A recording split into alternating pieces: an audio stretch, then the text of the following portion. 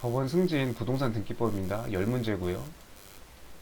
등기 절차에 관한 설명이 좀 옳지 않은 것은 피상속인으로부터 부동산을 매수하였으나 소유권 이전 등기를 하기 전에 사망했답니다. 포괄승계 부동산 등기법 27조 포괄승계 등기 상속인 상대로 이렇게 한 경우 상속 등기를 거칠 필요 없이 바로 매수인 앞으로 소유권 이전 등기 할 수 있죠. 굳이 불필요한 절차를 이렇게 상속인 앞으로 이렇게 피상속인에서 상속인으로 앞으로 갔다가 다시 이제 이 매수한 사람한테 이렇게 가야 되니까 번거로우니까 피상속인에서 바로 상속인 거치지 않고 바로 그냥 매수인 앞으로 등기를 할 수 있죠. 네, 27조 포괄승계 등기 뭐 부동산 등기 공부하면서 뭐 엄청 많이 나오는 개념이죠. 네, 당연한 내용이고요.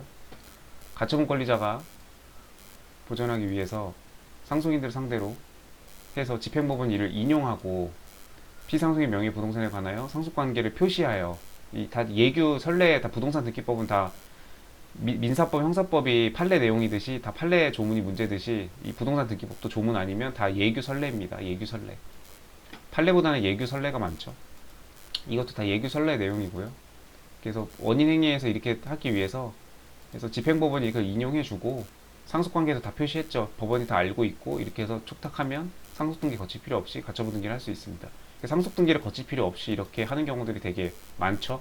원래는 원칙상은 피상속인 누군가 돌아가셨으면 그의 포괄승계인 상속인 앞으로 등기를 맞춰놓고 그 죽은 사람 명의로 등기를 이렇게 할 수는 없으니까 죽은 사람이 팔 수도 없고 뭐 이렇게 다 죽은 사람이 뭘 할 수가 없으니까요. 상속 등기를 다 맞춰놓고 아니면 대위에서라도 상속 등기를 해놓고 해야 되는데 이렇게 이제 이미 피상속인이 살아생전에 이렇게 다 했는데 이게 등기를 하기 전에 만약에 돌아가셨다? 그러면 이게 지금 상속인 앞으로 다시 계약서 다시 쓰고 이렇게 하면 너무 번거롭고 이 피상속인이 이게 돌아가신 게 우연한 사정인데 매수인한테 너무 이게 거래 질서에 너무 좀 불편하죠. 예, 좀 부당한 부담을 주기 때문에 이런 것들은 그냥 바로 포괄승계에 의한 등계라고 해가지고 그냥 이렇게 거칠 필요 없이 그냥 이렇게 바로바로 그냥 매수인 앞으로 갈 수 있도록 거래 질서를 이렇게 원활하게 하기 위해서 이런 이제 어떻게 보면 예외적인 규정들을 둔 거죠. 이제 부동산 등기 공부하면서 그냥 이제 당연하고 그냥 기본적인 사항들이고 갑법인과 을법인이 합병했대요. 병법인이 신설됐대요. 갑하고 을은 소멸됐나 보죠. 자 이랬을 때 갑 명의의 근저당권 등기가 걸려 있었는데 이제 이게 합병해서 이게 신설됐으니까 이제 이걸 말소할 건가 봐요. 신청함에 있어서 말소의 원인이 되는 설정 계약의 해지가 합병 등기 후에 발생했으면 그러면은 거칠 필요 없이 곧바로 말소 등기를 신청할 수 있다. 틀렸죠. 거꾸로 됐죠 지금. 합병 등기를 하기 전에 이미 말소의 원인이 되는 설정 계약 해지가 발생을 했고 이 포괄승계 지금 이거 같은 논리예요. 포괄승계 그 등기를 하려면 사람 같은 경우에는 사망이고 법인 같은 경우는 이렇게 합병 분할로 이렇게 소멸한 경우 네. 같은 이제 그 포괄승계 27조가 적용되는 적인데 27조는 그 조문에도 나와 있지만 등기 원인이 먼저 발생을 한 후에 설정 계약 해지가 발생을 한 후에 그 다음에 합병이 이루어지면 그냥 곧바로 계약을 한 후에 매수를 하였으나 그 이후에 사망한 경우 이렇게 포괄승계 이 원인이 나중에 발생했을 때 그 등기 원인 행위가 먼저 발생을 하고 부동산 매수 설정 계약 해지 이런 원인이 먼저 발생을 하고 그 다음 사망 합병 이런 포괄승계 사유가 발생했을 때 그때 27조가 적용이 돼서 거칠 필요 없이 바로 하는 거고 지금 이 보기 3번 이거는 지금 합병 등기 후에 발생했으니까 포괄승계 사유가 먼저 발생하고 그 다음에 설정계약 해지가 발생하였다는 거잖아요. 그럼 이때는 27조가 적용되는 사안이 아니죠. 적용되는 사안이 아니기 때문에 이 병법인 앞으로 이걸 등기를 옮겨놓고 근저당 이전 등기를 해놓고 그 다음에 말소 등기를 신청해야 됩니다. 그래서 이건 틀린 거예요. 포괄승계를 적용할 수 없는 사안. 해지가 먼저 이루어졌으면 합병 등기 전에 발생했으면 이걸 만약 바꿔준다고 하면 설정계약 해지가 합병 등기 전에 발생했으면 원인 행위가 먼저 발생하고 부동산 매수 설정계약 해지 원인이 먼저 발생하고 그 다음에 포괄승계 사유 사망 합병 포괄승계 사유가 발생한 거니까 이게 전으로 바꾸면 그러면 해지가 전이라는 얘기니까 합병 등기는 후잖아요. 그러면 그렇게 되면은 합병으로 인한 그 이전 등기를 거칠 필요 없이 막바로 사망으로 인한 상속 등기를 거칠 필요 없이 막바로 같은 적이죠. 그러니까 이거를 전으로 바꿔주면 1번, 3번 상통하는 같은 내용으로 다 맞는 내용이 됩니다. 근데 이게 지금 전이 아니고 후가 됨으로써 설정계약 해지가 합병등기 후에 됐다는 얘기니까 포괄승계에 적용할 수 없는 사안 27조에 나와 있어요.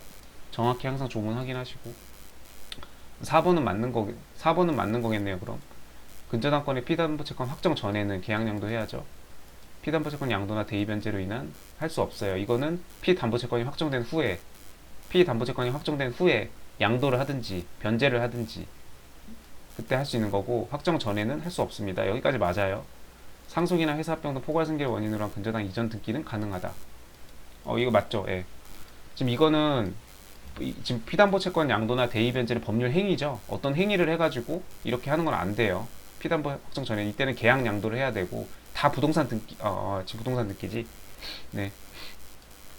할 수 없고 계약 확정 전에는 계약 양도, 확정 후에는 그 피담보채권 자체를 양도하든지 변제를 하든지 이렇게 되는데 이 상속이나 합병 등 이 포괄승계 사유가 있으면 이건 법률 규정에 의한 포괄승계 사유죠. 이때는 근저당 이전 등기가 예외적으로 가능합니다. 어쩔 수 없기 때문에. 그럼 뭐 확정 전에 만약에 이건 안 된다고 불가능하다고 하면 피담보채권 확정 전에는 그러면 이 상속이나 합병도 하지 말고 그냥 죽지도 말고 기다렸다가 피담보채권이 확정된 후에야 그러면은 뭐 죽어서 상속을 하든지 회사를 합병하든지 하라는 얘기잖아요. 말이 안 되죠. 그러니까 이런 경우에는 어쩔 수 없이 확정 전에도 가능합니다. 2번 외국인 또는 재외국민 가장 옳은 거네요. 이번에는 옳은 거 맞는 거 찾는 거예요.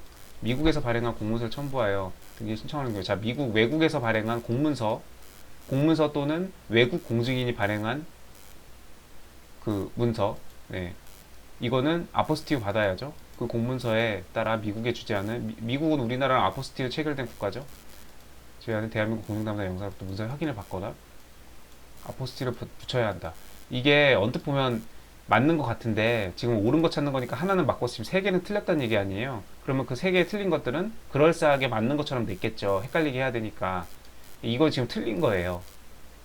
지금 이 아포스티유를 붙여야 되는 건 맞는데 이렇게 아포스티유가 체결된 국가는 아포스티유만 받아야지 이렇게 선택할 수 있는 이게 사항이 아니에요. 지금 받거나 이렇게 해야 된다. 그러니까 이걸 하든지 둘 중에 하나 선택해서 하라는 얘기잖아요. 이게 틀렸어요. 아포스티유가 체결된 국가는 아포스티유만 받아야 됩니다. 이렇게 미국에 주재하는 대한민국 공증당당의 영사로부터 이렇게 확인을 받으면 안 된대요. 이거는 조금 이게 아포스티를 붙여도 되지만 이게 아포스티를 붙이는 게 그 이제 대한민국 여기 영사가 이 미국의 이 업무를 다 할 수가 없기 때문에 너무 바쁘니까 그냥 관공서에서 공문서를 발행할 때 아포스티를 찍으라 이거거든요. 이 공증 담당 영사를 이 공관을 대신해서 이 공관이 권한이 있는데 이 권한을 다 부여를 한 거예요.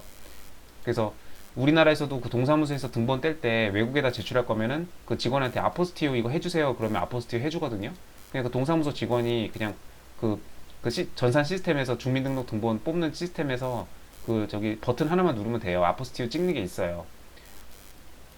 그런 게 있는데 그러니까 그거를 해서 하라는 얘기죠. 안 그러면은 그 뭐 이거 업무 처리할 때마다 죄다 다 그 공관으로 와야 돼. 대한민국 공관 무슨 공관으로 다 와야 되니까 이 영사가 너무 바빠지죠.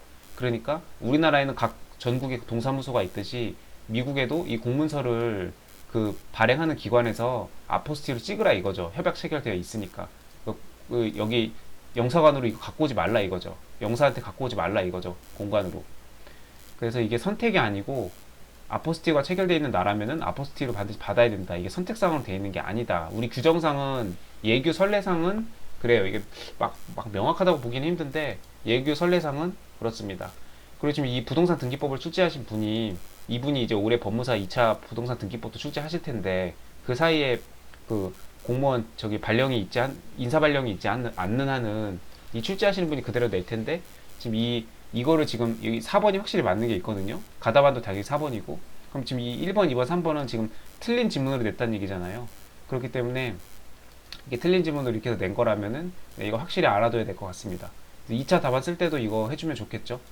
아포스티오 그냥 딸랑 그냥 외국에서 발행한 공문서 이거 몇 조죠?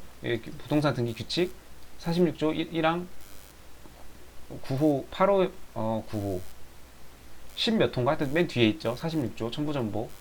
그때 이제 그 아포스티오 얘기할 때 그냥 이런 거 이렇게 첨가를 해서